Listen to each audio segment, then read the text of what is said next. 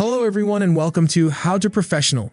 In this video, I am going to show you how to add a clickable link to TikTok bio. To get started, open the TikTok app on your mobile device. Once you're in the app, tap on your profile in the bottom right corner. Next, click on the three horizontal lines in the upper right corner and select Settings and Privacy. From there, click on Account and switch to a business account by following the instructions provided. When choosing a category, select the one that best fits your TikTok profile. You will also need to add your email to link it with your account. Once you have switched to a business profile, go back to your TikTok profile, tap the three horizontal lines again, and click on Edit Profile. In the bio section, you can paste a link of your choice and click on Save.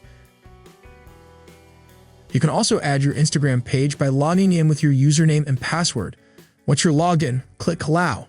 Now your TikTok bio will have a clickable link. Thank you for watching. Please like, share, and subscribe to the channel.